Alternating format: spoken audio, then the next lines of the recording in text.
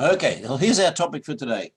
We're going to be looking at the parish of KILLEARNAN, which is on the Black Isle in the 1790s, and of course looking at the life of everyday people as part of our normal brief. We are going to spend a bit of time today looking at the history of this parish and how it's so intertwined with the history of Scotland, which will give you a bit of background on how things came about and what they did. The research has been done by Christine McLennan who's here with us today, and she's going to share the presentation with me. And that's going to be great. I think Christine enjoyed doing the research very much. Let me just introduce you a little bit. Christine's ancestors were married here in this parish in 1828. The lovely bride was Jane Morrison, and she had grown up in Redcastle, that's a part of KILLEARNAN Parish, born in 1807. And she married Alexander McLennan there, and they had quite a life there. And their son migrated to Australia in 1869, married in Victoria, and had 10 children. So Christine has many cousins who live in different parts of Australia, mainly around Victoria, from up near the goldfields there. So welcome, Christine, and thank you again for your research in this topic. Fine, thank you. So here's our objective today. We'll be looking at using the old statistical account as we normally do, and the FASTI, that's the succession of the ministers, to try and understand something about life in this parish, what it was like and what they did and how they earned some subsistence, income, something about what they ate, where they lived and their health, some McLennans who were there. We are going to spend a little bit more time, as I mentioned, looking at the history of this place through the eyes of the estate of Redcastle. This is a lovely photo that Christine found. Because there are no locks and no mountains in this parish, it's quite hard to get a scenic photo. So we've got this moonlit photo from the firth in front of or the lock, you might say, in front of the parish, as opposed to any of the more normal photos. The minister is called David Dunoon. He has only relatively recently become the minister in this parish, but he knows it well because he is succeeding his father, who was also called Reverend David Dunoon, who had been the minister before him. So he grew up there. What's its name? Where does it come from? It's thought that it came from this fellow who was a Danish prince, what you and me might call a Viking, called Earnan, who has a grave there and a cairn memorial. And that's a sort of significant thing in the parish, so that's why it has this name. That's what it's thought. And then, you can see here on the first page, David Dunoon, minister, something about the size of it and the soil. We'll get onto that though. So this is where it is in relation to the rest of Scotland. Here's the map of Easter Ross in our clan documents. You can see this is the clan pages here, and you can go and find this map just by looking up maps in the documents section. And here are many of the places we're now very familiar with. KILLEARNAN, we did that parish this year, you remember. Alness, we did that parish last year. Dingwall, we did recently. Fodderty, we did even more recently.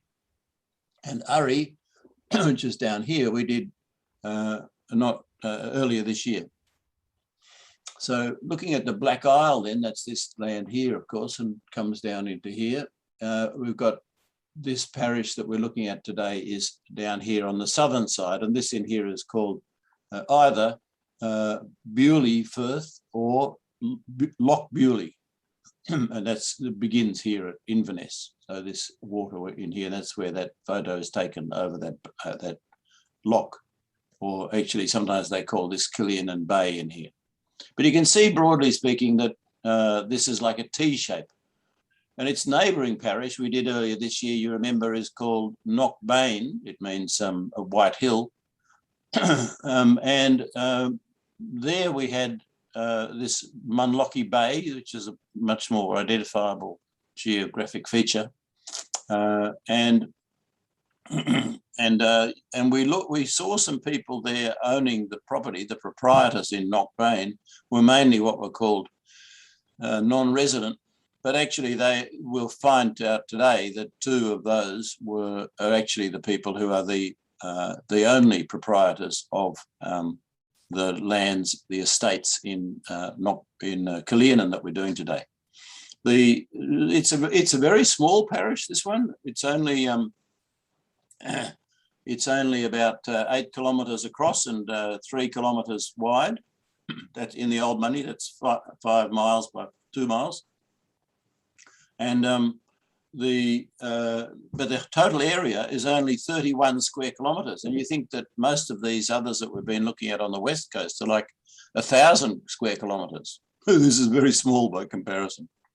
Doesn't look so small there, does it? But it is, and a bit fairly rocky in places. Here's this T shape that we saw on the previous. So here we got the sort of T shape there, and so now you're seeing it more clearly here. That's a modern map with the old boundaries superimposed on it, and you can see it sort of stretches right down this shore here. And the central feature of it is today. This is today's roads, right? You come across the bridge, the Kessock Bridge from Inverness. You get to the Tor roundabout, T-O-R-E, Tor roundabout, and that's that point there where all these roads come into the roundabout. So that's the central part of the parish. The other geographic feature you can see on most of the maps is this wood in here, these trees, and that's called spittle wood. Spittle. It might mean a church, I think, but don't quote me on that. Yep, so that's the sort of broad picture, and it goes right up into there. And this is Knockbane in here, this parish, right? So the overview of the parish is there are just these only two owners of the properties. James Grant. The trick about him is that he's only owned it for a few years at this time. So we're actually going to deal with 3 proprietors, because up until very recently, it had been owned by a McKenzie for 200 years, the property that Grant now owns. And then there's Colin McKenzie owns the other property known as Kilcoy. 2 castles, they're called Redcastle and Kilcoy Castle. They're quite, historic places, rich in history, and it's interwoven with the country's history. And this is the point we're making really about spending some time today looking at the history of the particular place to give us a sort of structure for the history of the country as a whole and how it's interwoven with the country's overall history. Romantic past, and this is where, as I said earlier, Christine's great-great-great-grandfather lived before they married there. So this is the aerial view with the places that we're going to be on the exam. There's the tip there about the exam mentioned on this slide here. If you get this right, you'll be home and hosed, you'll pass easily. So you've got, first of all, the white places. Let's look at those. You've got Knockbane, which I've referred to already. You've got a couple of ridges in here, Dundurfit, and then over here where the ancient vitrified fort was. And then you've got Urry in there. The Urry border runs up beside the Spittle Wood that I pointed out before. And the border comes along here, and this goes up right up into here. You remember the T shape? Comes back down here, goes a little bit up here, and comes down here. This is a modern town here. Charlestown wasn't there in that time. And this is Inverness down here, the Caledonian Canal coming out, which wasn't there in 1790s yet, not yet built, the Caledonian Canal. And then up above it, you've got Urquhart and Logie West are the official name. But of course, in most terms, people refer to this as Ferntosh. It's spelt different ways, but that's often the name that's used for that. It's a sub-part of Urquhart and Logie Wester. And a bit the same is true of this parish. In fact, people who put their place of birth on censuses subsequent to this time, like in the 1850s and 1860s, they will say that they don't say they come from KILLEARNAN quite often on their census returns. They say they come from Redcastle or from Kilcoy, you know, as opposed to saying they come from the parish name, which is more common in most. There are other places like that too, but this is probably one of the most obvious cases of that thing where they put not the parish name, but the one of these two places as their place of birth rather than KILLEARNAN. So quite often you don't see KILLEARNAN on documents, and you have to think to yourself, Redcastle, that means they come from, you know, I'll find their record for their birth or whatever in the KILLEARNAN parish, not in a parish called Redcastle. The same is true of a few other places. Like we saw that in Shieldaig, you know, people who are officially born in Shieldaig will say that they were born in Applecross, for example. But that's a bit different because there is actually a sub-parish, you know, a district there called Shieldaig. Here there are no districts called Redcastle. And looking at the other smaller places, I want you to just notice this little place here, Milton. That's just right beside Redcastle, and you can actually see a little wharf pier coming out here into the bay. It looks a bit muddy there too, doesn't it? This is the River Bewley coming out there, so presumably some of that mud is just coming from the river. And then you've got this place here, White Wells, that's going to come up in our discussion, and it's actually like a little bit of a like a bite out of the spittle wood. You know, the wood comes down further, but there's a little piece that comes out of it there that's White Wells. You've got Dryny up here, and through here you've got a ridge that's that goes all the way up through the whole of the Black Isle. Kilcoy, I mentioned, that's a castle. And then going up here, Tor, that's where the Tor roundabout is, more important for the Tor roundabout than as a place in those days. And here you've got Huig Wood up in that part of the country, the parish. And then down here you've got Coolmore, which is a little hill in here. That's the high point. It's only like 100 metres high. So you can see that it's very, very flat and very much subject to cultivation, at least today. But, you know, it was in those days too, mainly. And then, you know, this is what he says of his description in the OSA. He says, you know, the things I've just been talking about, divided it from Ferntosh on the east, Knockbane, and on the south by the Firth, along the Firth of Bewley, along which it is pleasantly situated. There you go.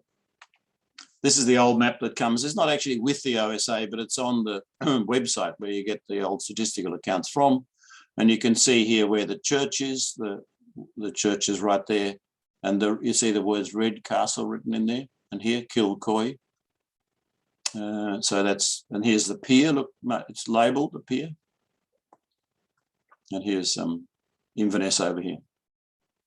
See how they write Moray there? Murray, that's how you say it, Murray. And they say Frith, you see that?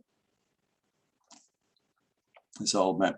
So these are the proprietors. I mentioned that we had the McKenzies owning Redcastle up until quite recently. So it's important that we look at their history in there because that gives us a clue what has been going on. And then you've got James Grant, who we'll see bought the castle only in 1790. And then you've got the McKenzies at Kilcoy. So this is a start of our talk about the history of this place, Redcastle. And this is a picture of the castle in better times. I don't know if you saw the picture that I used in the latest publicity of the ruin that's there today. I must say, when I first went to see the Redcastle, having researched it so much, I thought I'll go and see this castle. It's got such an important part of history. And it's just a pile of rubble, not rubble.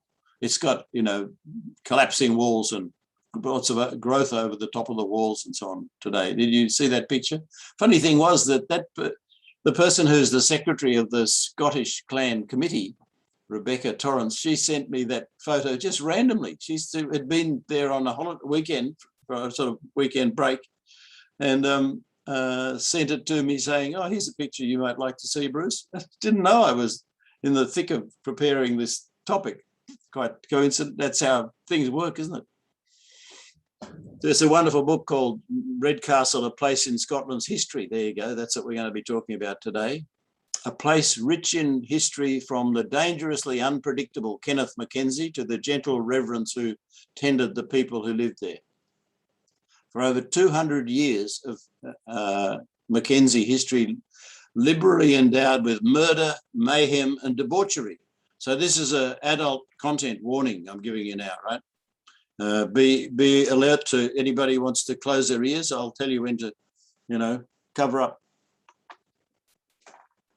The history of Redcastle starts at the time of William I. William I, the Lion, as he's called, is very important to Scottish history. It's really William who establishes the Scotland as an entity in its own right. Firstly, he makes great acquisitions of controlling much of the land that we now call Scotland. He came unstuck trying to regain the land that goes south from what we call Scotland today, and got imprisoned.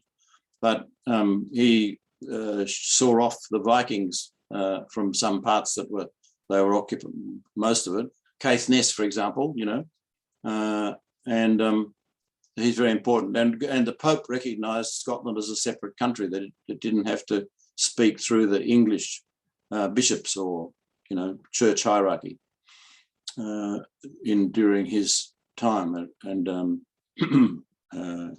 even though immediately in his time he agreed to be subservient to the English kings, the subsequent, what he set in motion set up that they were not, it was not required.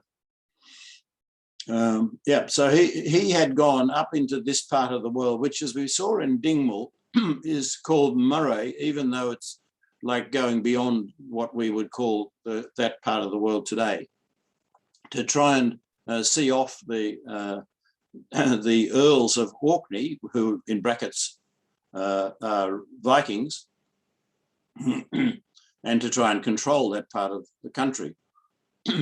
William, and he did that with some success, and set up a building on this site, which evolved to become Redcastle. So this is 1179. He sets that up, and he's really, let's say, David I is regarded as the first sort of truly Norman king, and his son predeceased him, David I. So the kingship passed then to William's older brother, who didn't really hold it for long, about a decade, before William took over from him to become the king. And he had the longest reign of any Scottish king, apart from James VI, who of course started being a king aged 13 months. So he had a bit of an unfair advantage, James VI. So, he has a long period of being the king. You can see it there from 1143 to 1214. It's a long time. And so no wonder he achieved such a great deal. So from 1179, it was this site where the castle is now was controlled by the kings. But then in 1211, it was recaptured by the Orkney folk. However, then it was reclaimed again by the king's supporters, who in this case was Sir John Bisset. It's often spelt in different ways, Bisset, but this is one way to spell it. The Lord of Aird. Now, Aird is quite an important place. It's there west of Inverness. You think of Kirkhill, that's a parish there, before you get to the River Bewley, just in that flat area in there. And Aird is quite important to Scottish history. It's even thought that perhaps the Mackenzies came from there, Shari. You've heard that line of thought, I imagine. But in particular, we're looking here at the Bisset connections. It's Bisset who brought the monks from France to set up the Bewley Priory, and that building was built out of stone from Redcastle. Bisset was married to William's sister, Agnes, so you can see the king connection there, can't you, quite clearly? And this evolves into the Frasers of Lovat later, this family.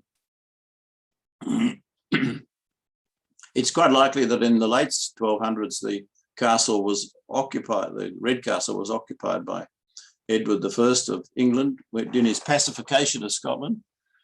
And in the 1300s, it was recaptured by Robert the Bruce, and he installed the Frasers to be the, in charge of this castle. So there's like a bit of history right there. In the 1400s, James I, do you remember we met him in Tain connection, confirmed the castles and the lands of the castle to the Douglases, Black Douglases and so on.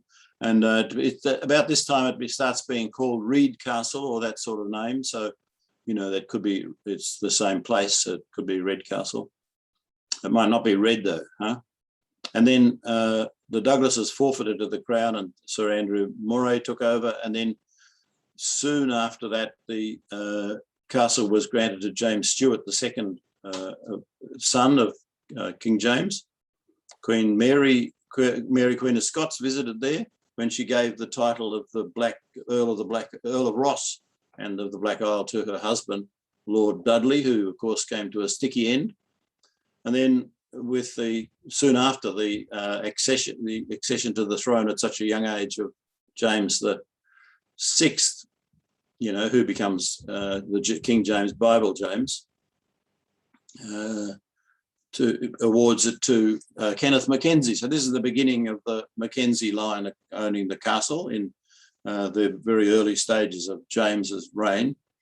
He's the 10th of Kintail, and he died when he died the same year that he'd acquired it. His son, known as Colin, takes over the castle, still retaining the Kintail name. And then his third son takes over the castle, known as Rory, or this name, Rory or Rurid or Rory, or, is the same as the English Roderick, just the Gaelic version. So then they established the estate in the 1500s. They're all staunchly loyalist. I mean, I'm giving you the impression here that they're all closely connected to the king and that therefore they're staunchly royalist supporters, all these people, very important to the history. And these people, Rurid Moore and so on, were actually pretty wild characters. They did some pretty dastardly things on behalf of the king in their support. They were almost like rebels, attacking, purloining, getting up to mischief. And so in 1586, James VI pardons Rory and his clansmen for all past crimes. Obviously they knew that they'd been up to no good and they could have been subject to a bit of attack later, but this is the sort of people they were, wild people, doing whatever was required, whatever's necessary. And in 1608, James VI gives them a hereditary title to the lands of Redcastle. And they're also entitled to hold a fair as a result of that, like just a fair, what's called St. Andrew's Day on the 7th of July. And then the son of him inherits this, and he calls himself the second of Redcastle. And then in 1638, Murdoch's son, the third, becomes the third of Redcastle. And they're all, again, strong royalists. These are people who support the king. Tell me when I'm up to your one, Christine. Okay, not quite. One to go, two to go. So when James I is executed, you got to think that in Scotland it's different to what happens in Britain. In Britain you've got the Commonwealth and Cromwell and so on, but James II becomes King of Scotland after the execution, and but Inverness sides with the parliamentarians, the Cromwell's crew. So there's a bit of, the royalist Mackenzies of Redcastle take the opportunity to go and capture, along with the Mackays, capture the Inverness from the parliamentarians. However, they don't hold it for long, and Rory is imprisoned. And while he's being imprisoned, they take the opportunity, the royalists parliamentarians take the opportunity to nick up to Redcastle and plunder it and raid it and then burn it to the ground.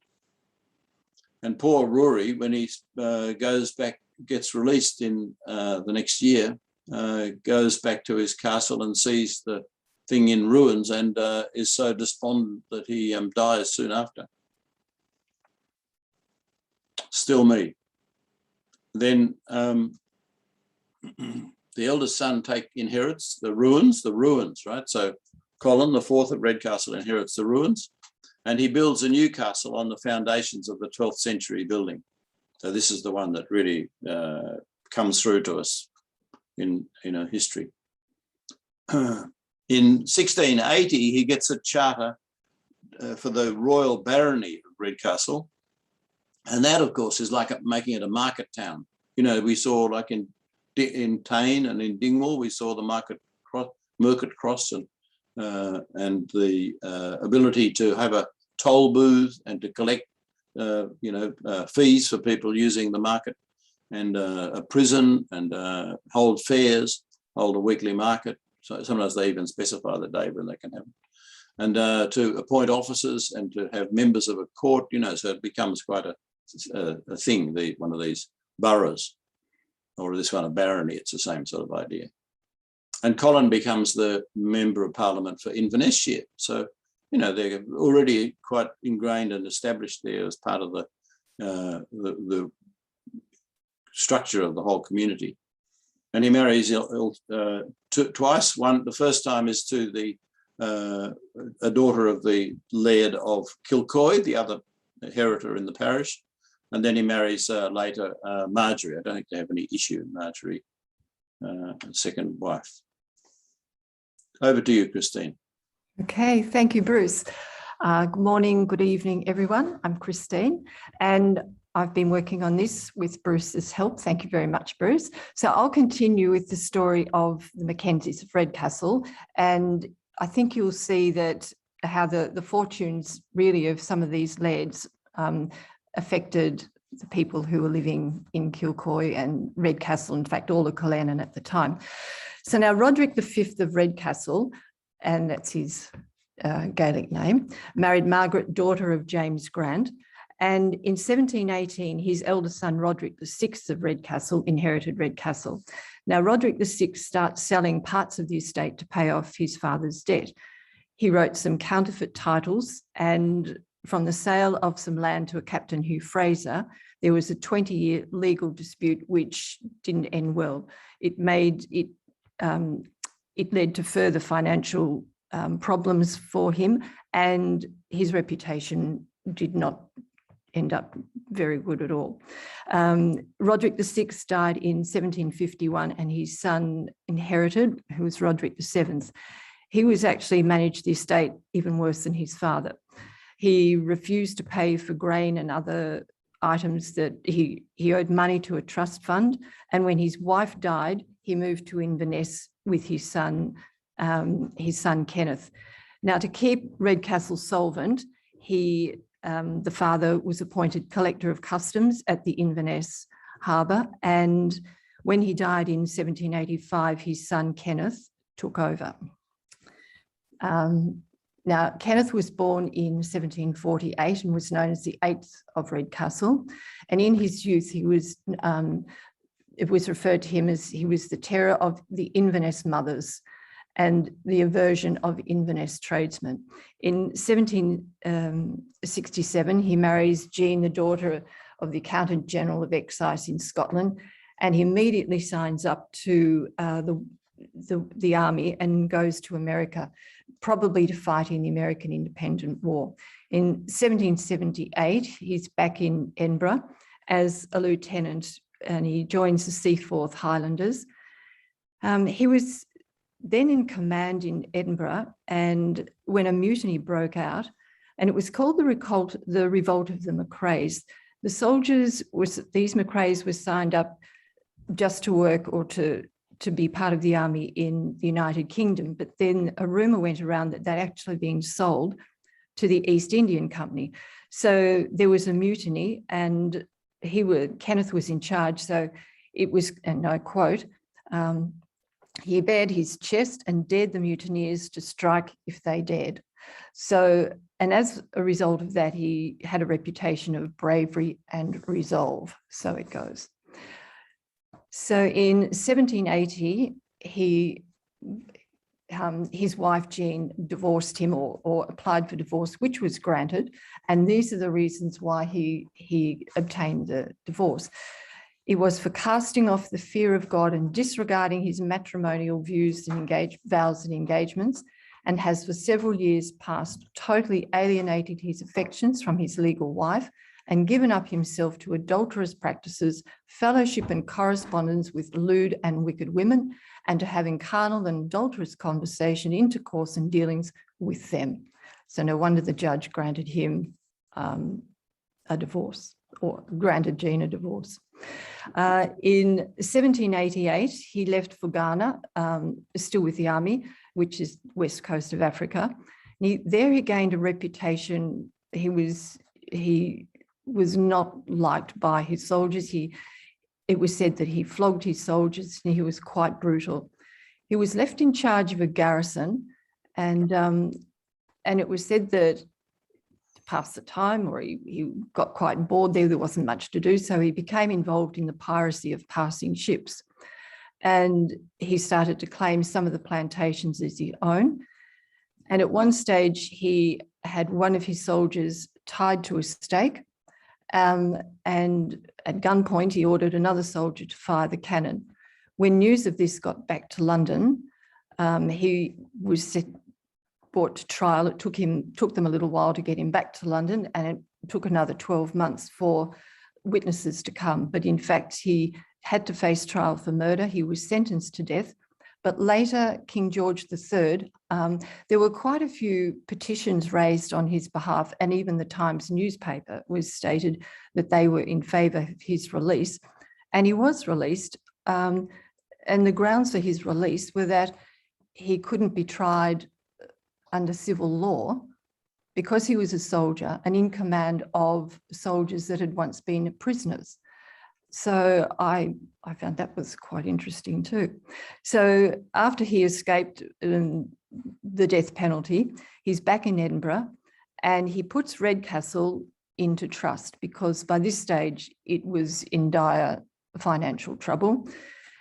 So he was involved in a duel in Edinburgh, and obviously he survived, and he flees to Russia, joins the Russian army.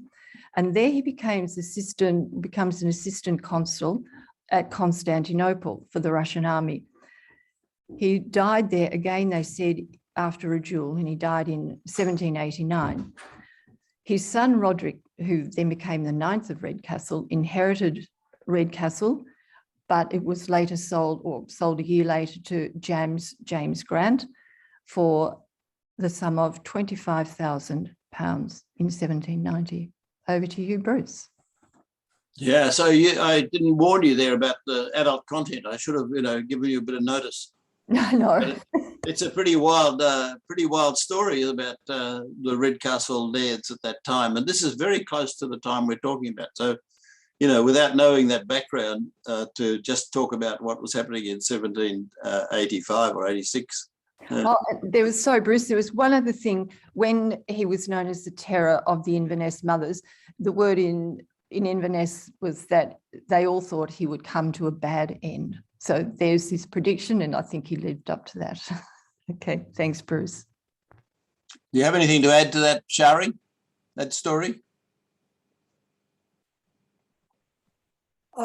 No, I have a few questions that I'd like to ask afterwards about some of that, as it pertains to many people in the United States who believe that John came over, or that Colin came over, and that John was one of the sons, and that they all were in Maryland.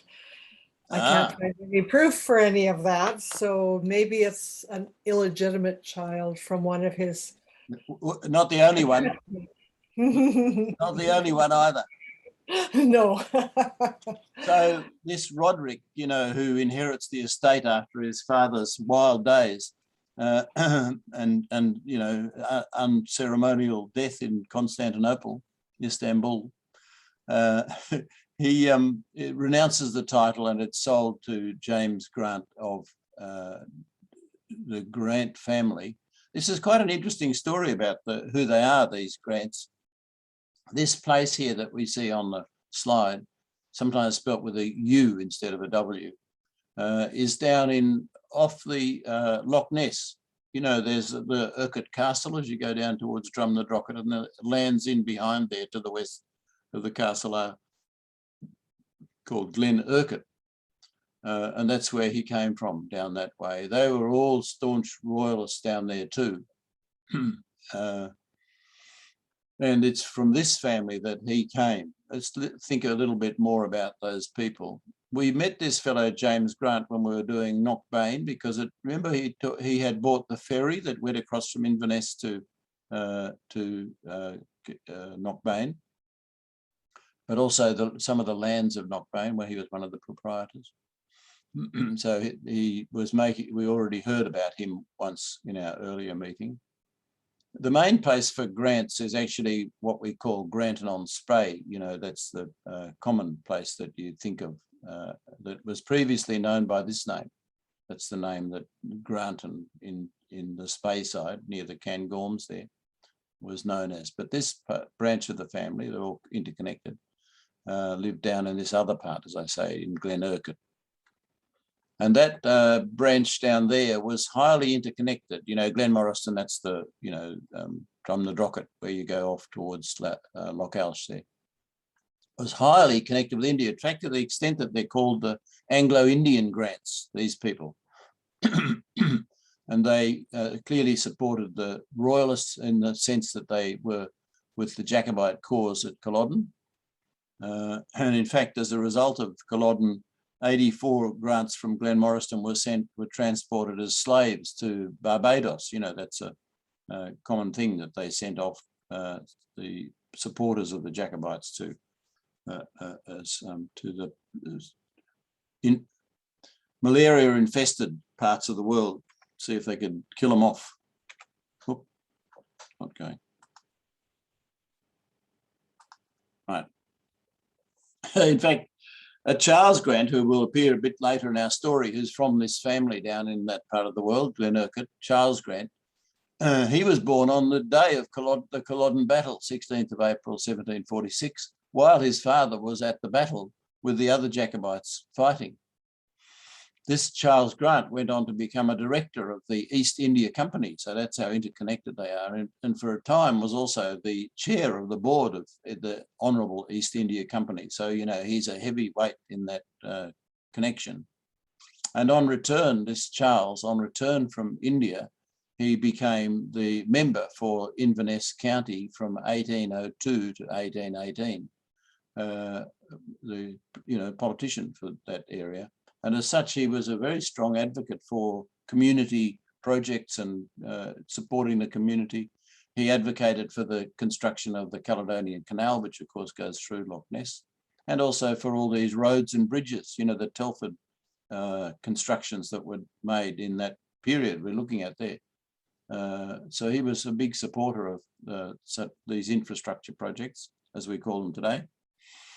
And in due course, James, that's the James who becomes the proprietor of Redcastle, joined his many other clansmen in India and became the resident of Hyderabad. That's a prestigious position there in India, and accumulates wealth that he can bring back to support his buying the estate. I know it's only £25,000, but it's still quite a lot of money. And making these improvements that we'll see later. So really, again, we've seen this so often, haven't we? That external money, one-off money for that matter, is brought back from these overseas adventures to support life in the parish, you know, doing projects, building it up, improving the fields, employing people is done with this money that's brought in from outside. And in a way, supporting the life in the parish artificially, you know, sponsoring it, propping it up with where it's not really self-sustaining what they're doing. That's a bit of a problem there, you know, that they're bringing back wealth, like we saw in KILLEARNAN, in Olness, you know, these Monroes and others who've been overseas, even Seaforth going to Barbados and these sorts of things, you know, to try to bring in some further income. He died unmarried in 1808, so not long after he bought it, really, 18 years he'd only owned it for. And his cousin, also from the Indian connection, he was a colonel there in the service in India, succeeded him. He, you know, took it on. And he didn't last very long either. He only had it for 8 years before his son succeeded his father, Patrick. So the Redcastle estate is now in the hands of Patrick Grant in 1816. And what do you know? Patrick marries Catherine, the daughter of Charles, the boy born on the day of the Culloden battle. So they're very interconnected, all these people, right? So looking at the other castle quickly, this is the much more recent building, really. Originally, it was built in 1620 or thereabouts by Alexander McLennan, the 11th Baron of Kintail and chief of the clan. This particular branch of the family has quite close connections with Applecross. That's what AX means there. Apple Cross, you get it. A handsome building. It was Charles was there in our period. That's what we're talking about. And soon after, the roof was removed because they had to pay taxes on the roof, so he took it off to avoid the taxes. So it became a ruin by the middle of the 1800s and was only restored in 1890 and further rebuilt in 1968. Has anybody stayed there or anything like that? It is possible to stay there. Yeah. So that's the sort of history. So the one we see there today really was from the 1890s, that sort of time. Christine. Thank you, Bruce. Okay. Now, I've included James the Marquis of Montrose as part of the Redcastle story leading up to the 1790s, because he was another colourful personality really associated with Redcastle in this romantic historical period of the Redcastle story. So like the McKenzies, he was a supporter of Charles I, and they were against the Covenanters. Now, the Covenanters wanted the elders and ministers in charge of the church. They did not want the king, they didn't want bishops, they didn't want priests to have any control over the church. And this was really important because later on, as we find in the 1790s, the church was the Scottish church, and they did have elders and ministers with absolutely the king or the bishops had no control over the Scottish church. So the Covenanters had quite a very important role to play there. As Bruce has mentioned, in 1646, Montrose joined with the Redcastle McKenzies, their clan and the chief, against the Covenanters in the siege of Inverness. In 1649, Montrose was actually staying at Redcastle when he heard of Charles I's death. And he wrote, so the minister said in the OSA, he wrote his revenge in a manuscript which the minister had found. And he wrote his revenge with the point of his sword on the shore of Redcastle Bay. And the final line of his revenge was, he said, "I'll write thy epitaph with blood and wounds." And I thought these were fighting words, if ever there were any. So then again, he joined with the McKenzies of Redcastle and their clan, and they marched south to defeat the Covenanters, and also in revenge for Charles's death. They were defeated near Belvenere Castle, and in return, that's when Redcastle was stormed, burnt, and Rory Mackenzie's son was shot defending the castle. And Rory, as Bruce has already said, died later of grief and melancholy at losing his castle. So that's the story of Montrose. Now back to the people who were not involved in that, and back to 1790. The minister writes that the soil is in the KILLEARNAN Parish is quite varied. There's clay, light loam, stones, shells. It's of course sandy on the shoreline, 25% pasture, 37% cultivated and 38% uncultivated. He also says that there are so many stones that they can take off 100 cartloads off an acre, and then the next year with ploughing the same amount can come off again. Now, most of the buildings, of course, in the parish were built with these stones, and the beautiful red stones were actually shipped to Inverness, where buildings were made. The local church was built of the red stones, and Bewley Priory also built of these red stones. There were several small veins, he says, of shells and wilts, but there was no limestone. And this lack of limestone made it really difficult for the farmers, because lime would help improve the soil for their crops. Okay, next slide. The population, the boundaries have changed considerably since 1755, although I'm not quite sure. I think it depends on considerably. In some places they say it didn't change that much, but in the total population in 1794 was 1,447, including the Episcopalians. Over 7 years old, the males 505, females 517, and boys below 7 there were 68 born, and girls below 7 there were 57 born. But he also says, this is from the OSA, he also says it was actually impossible to be accurate with these numbers because no register was kept for the Episcopalian Church. Also, the government in 1783 imposed taxes on all Christian marriages, births and burials recorded in the church, causing many entries not to be recorded. So some people were buried here that were from other parishes and vice versa. So it was very difficult, he stressed, to actually gain a really good figure, an accurate figure, but this is the best he could come up with. Also, about a quarter of the number of the total parish population were Episcopalians. Yeah, so 1/4 he calls it. Yeah, so it's very difficult to get an accurate number, but I guess that's the best that, at least it's something we can get some idea. And he also says in 1794, putrid fever or typhus increased the death rate. So in the year of 1794, the births were males 21, females 20. And in comparison, the births in 1764, there were 26 altogether, 1780, 20 births, 1785, 14.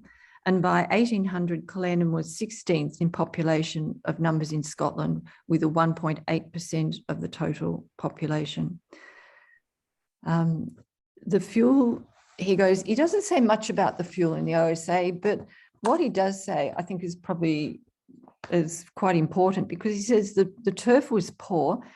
There was some peat and burnt wood. There was a yellow spongy moss, and the coals were non-existent. They had to be bought in from Newcastle, and they were very expensive. And he said that the minister would have to pay, if he wanted an occasional fire in a room, either a kitchen or the bedroom, he would have to pay £10 to £14 a year for coal, which would have been quite expensive given the income that the minister had.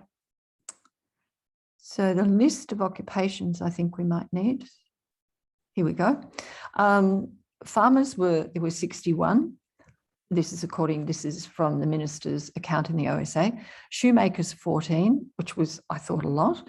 Weavers and their apprentices 21, tailors and apprentices 14, smiths and apprentices 7, carpenters, wheelwrights 9, millers and servants 5, and masons 8. Shoemakers, there are a lot of shoemakers, and compared with maybe millers and servants, or I'm not sure. And weavers too. We see, like looking at our own clan records, as we'll do later, we see a lot of people who give their occupations as not being what you might expect. They're either shoemakers or weavers, sometimes tailors, but more often shoemakers and weavers. It's quite much more common than you might expect on the actual documents when we see their marriages and births and so on. Yeah, surprising. And you can see there the rent, £6, that's the annual rent for some of them, and then up to 60 for some of the bigger farmers, I imagine. Yeah.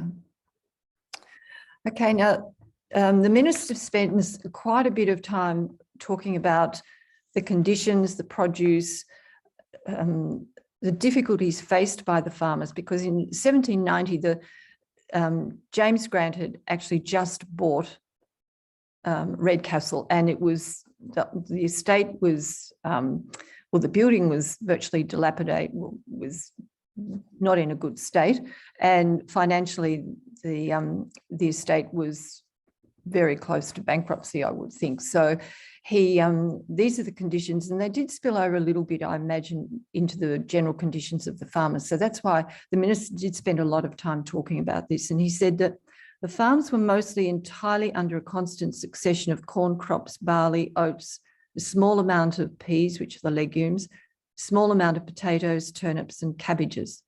There were grass crops of rye and clover. He said the farmers had no enclosures, which meant their fields were like one huge common where horses, sheep, and oxen would roam and trample the crops. It was one of the many grievances shared by the farmers. I can hear, I hope this is not, I borrowed my daughter's computer and I can hear a funny noise. So hopefully, No, we can't hear it. Well, hopefully nothing happens here. I'll keep going. Okay. He also mentions the leases, and he says that the leases were very, very short, 12 months. Some very on odd occasions, there were 5-yearly leases offered, but mainly they were 12 months. And he said this offered absolutely no surety to the farmer, because at the end of 12 months, they could be leased to someone else. And he said that the rents were very high, even though the farming methods were not modern, and the farmers were poor. The rents were still high, even though some of the farms in the south were using much more modern methods. So he said that was another difficulty.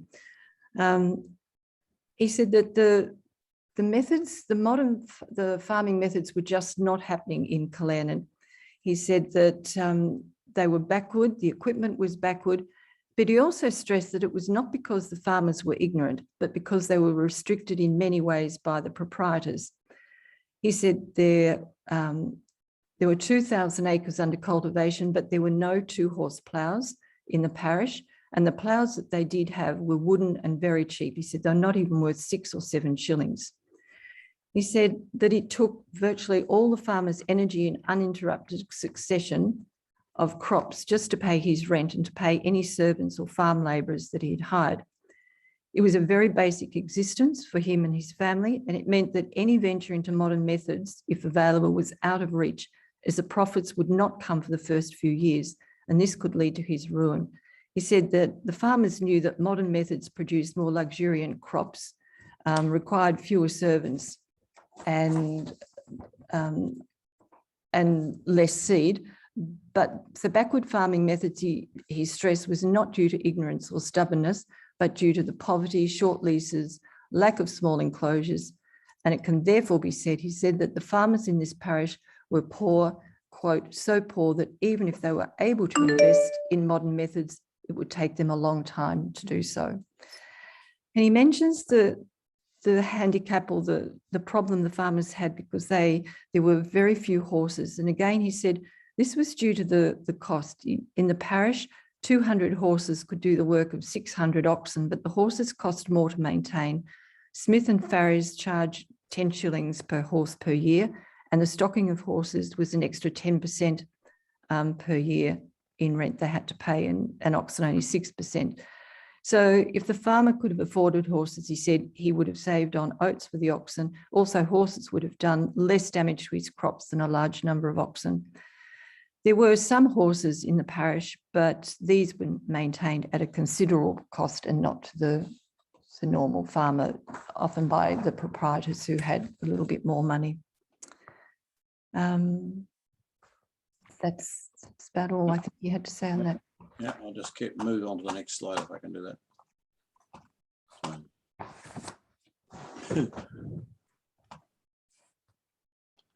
Bit of a trick here. Can't get the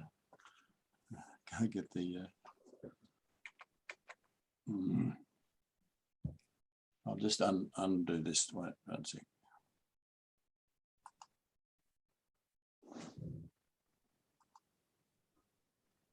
Got to get that. There we go. Okay. Right. Okay. Okay. Talk about that. Okay.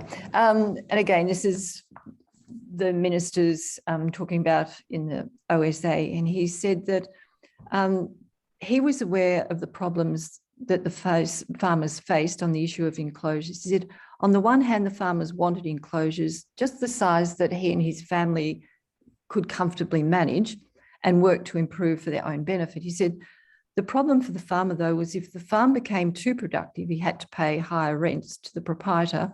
And if enclosures were too big, he had to pay servants. And often these servants, he thought, did not work as hard as the farmer and the farmer's family. So he said the farmers were a bit of a disadvantage there because the proprietors really didn't want to just make small enclosures. If they did go to enclosures, he said the proprietors wanted to have larger enclosures because it would be easier to collect rent, less farmers to deal with, and they thought they could make their land more productive. So this presented the main crux of the issue, because the farmers, if they did go and have more productive farms, they would lose their own small farms. And the minister said that these people would probably leave to go to the big cities or leave Scotland for good. And he was just stressed that this would break down the rural way of life. And he actually found this poem.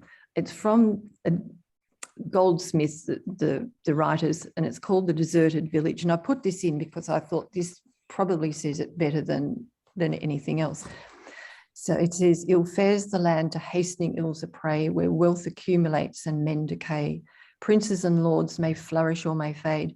A breath can make them as a breath has made. But a bold peasantry, their country's pride, when once destroyed, can never be supplied. Their best companions, innocence and health, and their best riches, ignorance of wealth. Perfect. Christine. Thank you, Bruce. You can see how the lack of improvements is holding back this parish. He says that the farmers are generally poor, and of course they haven't got much to put into better equipment and the like. It's a point he makes over and over. And he says that agricultural improvements is backward in the extreme, and he means by that usually this rotation of crops that Christine's been talking about, and particularly leaving some of the land fallow, of course. Two-horse ploughs are not known in the parish. Iron ploughs are not known, just that wooden plough that we saw the picture of earlier there. Only a very small number of horses, no big horses either, just a smaller kind. And that the land is suffering from constant cultivation by crops without any fallow. But there are other sources of income here. A bit of fishing is available to people. And weaving, we've seen, is quite much more common than you might have expected here. There is some kelping he talks about, both for the kelp, as it's called, the soda ash, and also for fertilizing the crops, which surprises me a bit that there'd be kelp in the Firth there in front of Redcastle. But there you go, he says there is. And quarrying, because of all the rocks, the other side to there being rocks that you have to pull out of the fields is that there are quarries there to employ people if they need some work. And of course, we do see quite a few masons, more than you would otherwise because of the rocks that are there.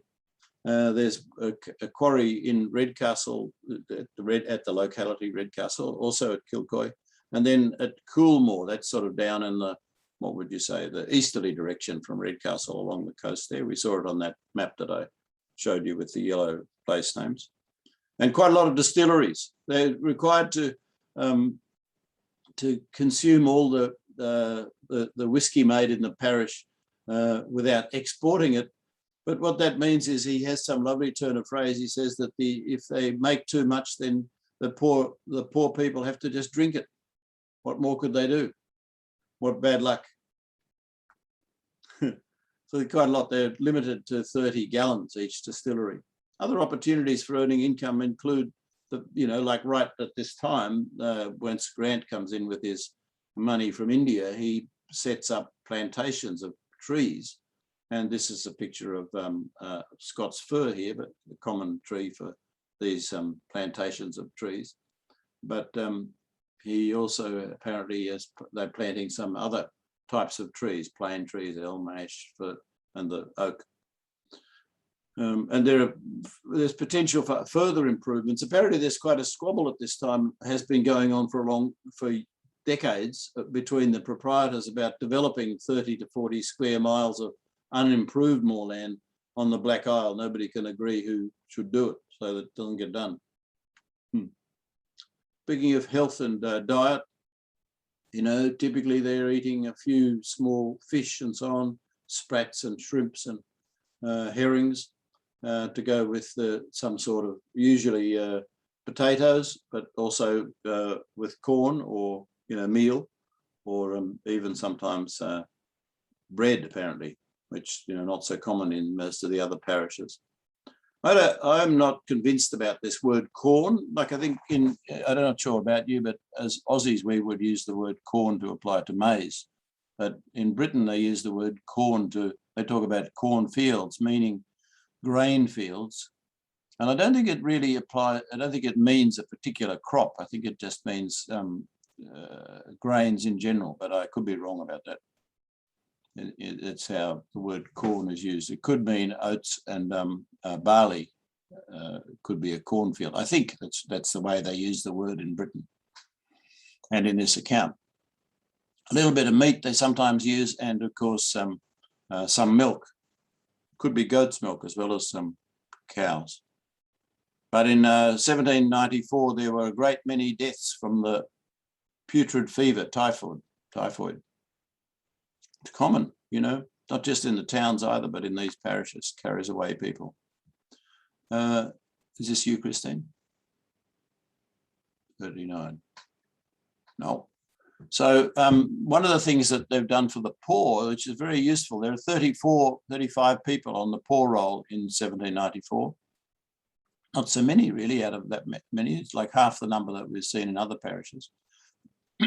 But a great thing that's been done to help people get a bit of income is that being so close to Inverness, they bring across hemp, meaning cannabis plants, you might call them, not for medicinal cannabis, but for making into cloth and rope and so on, and bags. And this twine here is made up by the poor people. They can do it, casual sort of way. They bring the stuff to them and they do it in their homes.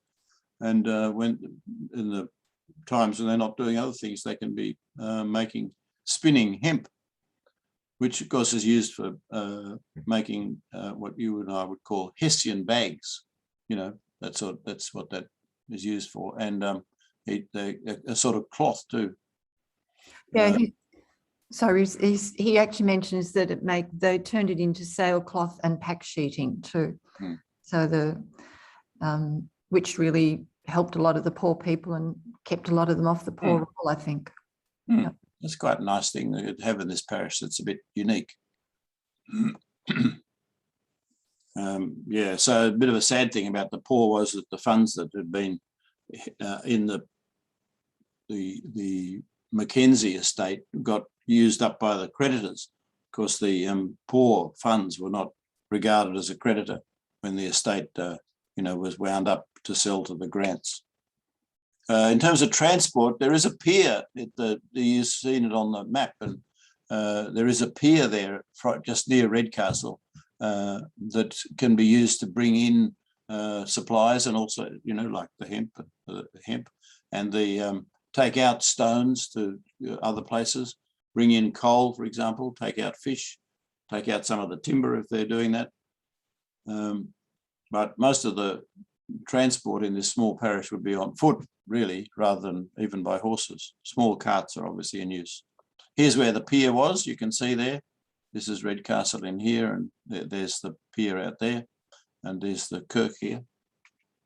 Kirk's right on the side of the water. And here it is, the kirk. You can see the red stones it's made of. This is a modern photo, obviously, but it's been a place of worship there for 7 centuries. It's amazing, isn't it, to think. Here's a headstone down on the leaning against the church. There are other places where there had been religious centres. There's a place called Chapeltown, which is just not that far actually from the current kirk, from here where we see it. But it's called Chapeltown because it was a Catholic religious house there. And up near Spittal Wood, there's another place that was the religious house of the Knights of Malta, one of these crusading groups. They're built from red stones. I think this is not right. We know that a quarter of he means that there are no Roman Catholics in the parish. That's what he means by this, we think. And he says, though, that 1/4 of the population are Episcopalians, Scottish Episcopalians. And that probably is about 300 people. Church is regularly attended, he says. Here's the churchyard. You can go and see that if you're there looking for something to see in Scotland. Go around to Redcastle and enjoy the graveyard. And it looks right over the Bewley Firth there. So who was the previous minister? Well, it was the current minister's father. Of course it was. We know this about these parishes, don't we, now, that commonly the son takes over from the father. He was also called the same name, but in some places it's written more in the French style with Dunoon rather than Dunoon. That's how it's written in the Fasti. He was born in Inverness, this fellow, in 1723, the father, and he was the grandson of the Chamberlain of the Earl of Moray. How about that? Gavard, that was his name. And he went to the father went to King's College, graduated with an MA in 1748, just after Culloden, and was ordained in 1758, quite a while really, married twice. He tells us that there are 2 Episcopalian chapels in the parish. So there you go, there's a bit of additional information.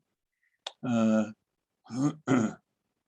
the minister that's there now had, of course, been the son of the former minister, and he went to King's College also, graduating from there in 1784 with an MA. He took over from his father in the same time as the Grants took the Redcastle on. And he was presented by, as they call it, Kenneth, that's the Earl of Cromarty from, we saw there in Fodderty Parish. And there's a bit of discussion about that, though, and it becomes an issue when the next minister's to be appointed, whether it's the Mackenzie Earl or the King is supposed to present the minister for this parish. It held up appointing the next person for quite some time while they took it to court and all this sort of nonsense. He married Janet Grant. We don't know whether she's directly related to any of the other Grants, but it's quite possible, isn't it, really? He marries, so it's soon after the Grants take over the ownership of Redcastle. They have 7 children, good number, and he's described as a man of culture, gentleness and piety. Quite the opposite, as we saw in that, quite the opposite to the former owner of Redcastle. And his stipend is 98 Scottish pounds, not sterling. He has a glebe and some meal is supplied as part of it. The minister who comes after him is someone we've met. We know this fellow, don't we? You remember in our last meeting only, we were in Applecross, and we knew that quite a few Kennedys went out to become famous ministers and many other things like judges and the like. And this is one of them, John Kennedy, who is from Kishorn. That's a part of Applecross mostly. And he was the schoolmaster in Loch Carron for a time, about the time we're talking about. But then he became, you might remember when we did Clachan and Loch Broom Parish and, Ullapool, we did all those places. we knew that the minister there was under suspension because he, not doing a good job. And this fellow, John Kennedy, was the one who replaced him. You might remember we saw a baptism by John Kennedy in that parish. And this is the same minister who becomes the minister now of KILLEARNAN. So you can see they're interconnected now, these places we know about. He was admitted in 1814, and he would become, quote, one of the most popular ministers in North Highlands for his saintly character, his acknowledged abilities, and his preaching powers. Someone else says, quote, he was the foremost Highland Free Church minister of his generation. So, this is high praise indeed. He is quite an outstanding character, the fellow who becomes the minister of KILLEARNAN in 1814. And in turn, he's succeeded by his son. You should have guessed that, people. No prizes for guessing that one. In 1841, who also is a famous minister, but these are famous people. Famous people. I think that's you now, Christine. All right. Okay, good. Thank you. And the manners in school, the Reverend says, or it's his view, that the parishioners' manners had much improved over the last 40 years. And he says that church now was regularly attended. And to highlight the difference between now, this time he's writing, and 40 years ago, he puts in a little story about his father when he was the minister. And he said his father went to some parishioners in 1758, and arriving at their homes, the women thought that he was the excise man and said that they had no whiskey. The parishioners then warned their neighbourhood that the excise man was coming, and he had to reassure them that he was in fact the minister and encouraged them to all attend church. And he must have done a good job, because in the next 40 years, he says the manners of the population had greatly improved and people were attending church, and they were no longer disassociated, quote, with the church and civil establishments. And he says that now the church was more regularly attended, and the parishioners had found comfort to help them in all the pressure and calamity of life. So he was quite happy with the state of the church and the parishioners. Now, the school was attached to the church, and in 1788, which we've seen in other parishes, the SSPCK, Society of Scotland for Propagation of Christian Knowledge, opened two other schools. One was at Torr and another was at Redcastle, and both were for girls. Another was opened in 1780 at, it's my Gaelic, Crofna Craig, an adventure school for boys, the boys who lived too far away from the parish school. But there's almost no information that remains about these schools, except I found some information about the school for girls in 1848, which is quite a long, another 50 odd years further. And it says about the school for girls that they were taught sewing, rudimentary English, some grammar, writing and arithmetic. And now the school that was actually attached to the church, they had 60 to 90 children. He said the problem really was not attracting the children to go to school. He was quite happy about the number, but he said the problem was attracting a qualified teacher, because the pay was only £8, 6 shillings, 8p a year. And this is his quote. He says, "What a pity it is that pecuniary reward of a description of men among the most useful in society should exceed only in a mere trifle the wages of a common hireling." And I would imagine that this would have been the problem in a lot of parishes, to find qualified teachers that were happy to work for a very, very low pay. So that's virtually all he had to say about. Oh no, then he says, sorry, the Kirk sessions, the church sessions, they were really the courts of the parish, and it was made up of the minister, the landowners and businessmen of the parish who were chosen to serve on these sessions. The sessions dealt with moral issues, minor criminal cases, matters of the poor, discipline and education, and any general concerns of the parish. They may also have mentioned births, deaths and marriages, but the only surviving records for this parish from 1744 to 1797 are in the minutes and accounts. So there's probably not much information that you could find out in this particular time. The language, he says, both Gaelic and English was spoken. He did mention that that a lot of the old Gaelic names for the towns particularly were still used. For example, Kilcolly, although by this stage it was called Kilcoy, but I think maybe some other people, some of the old Gaelic names were still like Tenahuig. There were quite a few of the Gaelic names still in use. Tor meant a bleaching spot. Tenahuig was a small inn or nook. Coolmore was the big nook. Kilcoy was Hazelwood. Driney Park was a thorn place. And Kill, which we've heard before, was originally the Gaelic meaning of a circle or burial place of a saint. Housing, obviously, they just used the stones that were used in most of these parishes that were found locally. The poorer homes had only one room and one door. So there were some larger, he says, with 2 rooms. Stone slabs were in the middle of the room for a peat fire. And he said the roofs were thatched, usually slabs of thinly cut turf covered with heath. This obviously is just, there was no picture I could find of KILLEARNAN, but I think from the description, this is probably typical of the houses, not the windows, of course. The clothing, he says, really depended on wealth and age and occupation. There were no specific description of clothes worn in this parish in the 1790s, but I found that in 1746, wearing of tartan for men was banned, but this did not apply to women, although this law was repealed in 1784.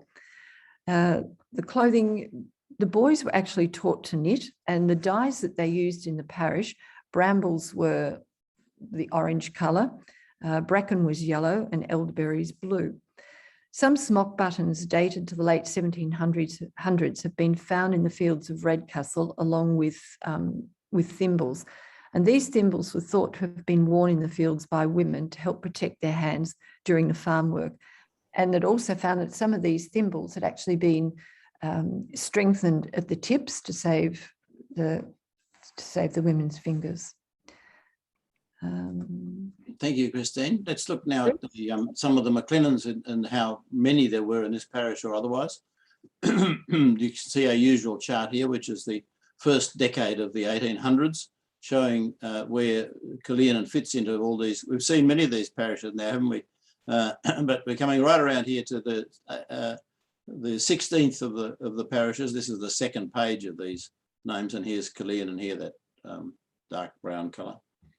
In fact, there are 162 births in the old parish records, old parish registers in the Scotland's people. But of course, we know that not all people were recorded in those, not all births were recorded in those records. They got lost and, were incomplete. But that's what you get. You get what you get. It's surprising how many of them are things other than, servants, farm servants. Although quite a lot must have been farm servants, but we know from places, as we saw earlier, that some were weavers, millers, shoemakers, that sort of thing. Large families were quite common in this parish, and many had quite long lives, lived to 70 plus. In 1764, that's a long time ago, the senior David Danoon baptised John McLennan, who's I-1764, the son of a weaver called George McLennan. So weaver, that's an important thing to tie back to here. And Barbara, and this name is spelt in various ways, so we're not that sure how to pronounce it, but McFinth, I suppose, something like that. Anyway, they have quite a big family, and they're all recorded, and we can see their occupations and so on. Quite good. Here we are. We're going to see here now the baptism. Can you just make that out there? You see, we've got in our clan records, this is the page for George, born in 1792. And he didn't die till 1878, you see. He's a shoemaker. And in our clan records, this is our evidence for his life. We've got the citation, as we call it. That's the free search from Scotland's people. And that's what I want you to send in. If we don't have a citation like that, I'd like you to go to Scotland's People and just copy it and send it to me without fiddling with it. You know, we want to get the words and the spelling and so on exactly as they appear in the Scotland's People record, so you can reproduce the search. And then we also have the document, which you would see down the bottom of the page if you're on the live page. So the transcription, see the media, that means at the bottom of the page. And it's got here, you know, the details transcribed, and you can see that on the date given, the 22nd of July, 1792, David Denoon, the minister that we've been talking about, baptised George, son of John, a weaver in this part of the parish, and his spouse in the presence of George McLennan and the third officer of the church. How about that? And here we've got the marriage, same thing. We've got the citation there for the marriage. That means the search result from Scotland's People showing the parish where they're being married. Look, Killearnan. That's very important to get that in there so that we can put that into the marriage date down here. And then and then you've got the census in 1841 where he's 45 and a shoemaker. There's his occupation up there. And here's his parents. We know those are there. And then the marriage, this first child right down the very bottom of the page there, John McLennan, look where he dies, on the west coast of the South Island of New Zealand. How about that? Westland, that's a part of their Greymouth and places like that for those of you that know New Zealand. So that's a sort of a story there on that page with people that we now know about, you know, parishes we know about, occupations all listed, not being ag lab or servant. And the main thing we've got here is that this fellow is from White Wells. So if you look at the information in the notes, you'll see that he comes from this place, White Wells. And I want to go a little bit more about White Wells because there are quite a few that have that connection. This is a bit hard to read, I know that, but I'm just showing you this overview so that you can see something we're going to see the detail of shortly. And this is a 1824 plan of the Redcastle estate. And you can see up here that it says a plan of the Redcastle estate, the property of Patrick Grant Esquire. We know who he is now, don't we? It means something to us because we know a bit about their story of the Grants, right? And you can see here that this is Urry here in the boundary. This is Spittal Wood. And going along here past the pier, past the Kirk, Redcastle, along the coast here past the quarry, and we get right to the boundary with the next parish, Knockbane. Up here in this gap is where King Kilcoy is. So White Wells, where this fellow lives, is here in this little sort of piece that's taken out of the Spittal Wood, you see, it's like a bite taken out of it. And each of these demarcated areas have a number in them, and they're coded back to this map here that tells you who the people are. And in the next slide, I'm going to show you this little section of this contents part, and I'm going to show you this little part here. So moving on to that, that's a bit easier to read. There's that little pocket out of the Spittal Wood, and you can see in there the farms all marked out. These are and then on that contents page you can see the list of the people who own them. You can't see the numbers, but you can see the numbers here on the different parts. So if you look at this, it says White Well mailers, right? Now this is this term we've seen before, a mailer, sometimes with one L or two L's, sometimes mealer written in that way, and sometimes referred to as cotters. The basic idea with these people is that they occupy these pieces of land that we see on this map with the understanding that they will provide a certain number of days of labour or some such to the estate. That's their rent, you might say, is not so much a commercial amount in money or anything, but in labour or other kind. Just more like a barter system. And that's how they come to live there. In fact, when we were looking at Knockbane, we saw that the Kilcoy McKenzies were encouraging mailers to come and settle in their lands in Knockbane. So that's an interesting thing to think about. It's not an old arrangement. It's like bringing incomers to the parish with this arrangement. And looking now at the people that are listed there, you can see going down, there's a Angus Campbell, a Logan, a Bissett, you know, their names that we know, MacDonald, and then there's Alexander McLennan, see that? And then there's another one, Widow McLennan. So if you were researching this parish, this would be a very valuable map plan to have of this estate, so you could know exactly the little part of land where your ancestor lived. Good, eh? Looking at some other McLennans, here's one that Christine found in her early research that we're taking advantage of now to look at, and he's called Kenneth, and he's from that part in the, what would you call it, the northeast, the end of the T section, the right-hand side of the T is where he lives in this T Nahuig farm. And look at all the kids they have there. And you can see we've got quite a few of them coming through. And although this turned out not to be a successful avenue for Christine's research, we know this family particularly because the last member here, of the last child of the 9, we have quite a bit of information about him and his 2 wives, and he becomes a very important character in the Free Church in the whole of the Highlands because he is what is called a precentor. And a precentor's job is to be the sort of choir master, to organise choirs, sometimes very large choirs, to do singing. And that's something he's famous for. He lives in later life, he lives in that little part that we saw in Fodderty. That's just you remember that Fodderty, Urry and Conton were all parishes that did not support the Free Church.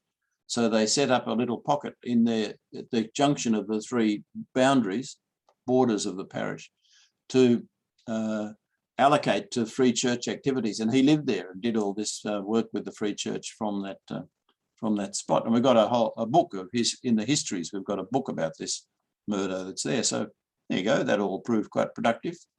And this is a famous photo that Christine took. What year did you take it, Christine? 73. Oh, there you go. Long time ago, when I was living and working in Scotland at the time, and I went back and I traced back our history without having access to my great-great-grandfather's death certificate. This family seemed to fit in place, in time, dates, names, except when we did find his death certificate, he had different parents. Pardon me. So clearly this isn't our family.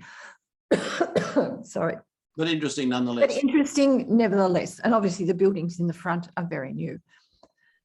But that's where he lived. Yeah. And you can see the sort of countryside there in that part of the world too. That's quite an interesting thing. You think was it summer? Probably. When I took it, it was October, autumn. So yeah. Dry. Yeah. And we won't dwell on these because, time is now on us. But you can see here again, these are some of the occupations and some of the causes of death that you're seeing in here. This one's from Braes of Redcastle. He's a weaver. This one is a crofter and dies of asthma. This one, we can't see much about them. But here's a miller at Kilcoy. This one dies in the poorhouse. And of course, you've got the famous MacLennan Fiachar Agana, who, remember him? We looked at him in Urry. Anyway, there's the whole book about him written by another MacLennan in our histories. Just look him up, Fiachar Agana. Curiosities. Christine, you okay? No, you're muted still. Start again. Fine, sorry. I've had a sip of water, so I'm good to go. Just before I start Curiosities, I did read that the local school 2 years ago encouraged the children. They all had to do a project on Gunner, just to keep the history of the legend. legend alive. And I saw photos that they'd posted of all this work that the kids had done. So I thought that was good. And also with these, the Curiosities, the NOSAS, the North of Scotland Archaeological Society, they're also doing a lot of work, and a lot of these sites now are actually preserved, and they are they're a number of ancient archaeological sites, and they date back to Neolithic, Bronze and Iron Age. And there are quite a few of these in our parish in KILLEARNAN. And these sites are chambered tombs and cairns at North and South Kilcoy. There's one at Cairnglass and one at Crocknacraig. I'm not sure my Gaelic there. And these cairns are mounds of rough stones, and they usually were built as a memorial on a hilltop. The saying was that I will put a stone on your cairn, and these were in memory of a chieftain or for someone that had done deeds of valour. And adding a stone to the cairn was an expression of gratitude or esteem. The most famous and complete cairn is Cairn Irenan, and that's just to the north of the parish. And this is in honour, or supposedly where the Prince Irenan, the Danish prince, died in battle. And it's still there, amazingly, these stones. A lot of them, they're covered in grass. It's in the corner of a person's home, but the chamber was oval. It was 11 times by 14 feet. And some of the other cairns, they show markings, not this one, but some of the others show markings of art that are thought to be late Neolithic or early Bronze Age stones. These stones of Cairn Irenan are, the outer circle were over 1 metre in height, and this one, as I said, is in the corner of somebody's home. We've talked about James of Marquis of Montrose. This is the other main one that the Archaeological Society have done a lot of work with, and this is another Neolithic chambered burial site called Cairnglass, and that dates back to 3600 BC. Neolithic flints have been found at the site, and it is thought that it was a Neolithic farming area. It's amazing, isn't it? That's that time of the pyramids. I know, it's unbelievable, and it's still there. People, they go and see this. It's protected now, these sites, and they're still doing a lot of work, archaeological work there. And they're just the two main ones, but there are a lot of other smaller cairns in this parish. There was a chapel dedicated to St Andrew within a mile of this parish at a place now known as Chapeltown, commonly called St Palmer's Chapel. And here there was a yearly fair held on the 7th of July called St Andrew's Fair. And close by was St Andrew's Well, famous for its curative properties. So I don't know. So let's turn your mics on, unmute, and see if you can give us a couple of examples of advantages and disadvantages of living in this parish. What benefits it have in being there? Someone got an idea? Shari's going to give us a clue. What's a disadvantage of living here, Shari? Well, a disadvantage definitely was that the crofters were extremely poor due to the lack of encouragement for modern advancement by the landowners. Yep. Anybody else? Some disadvantages?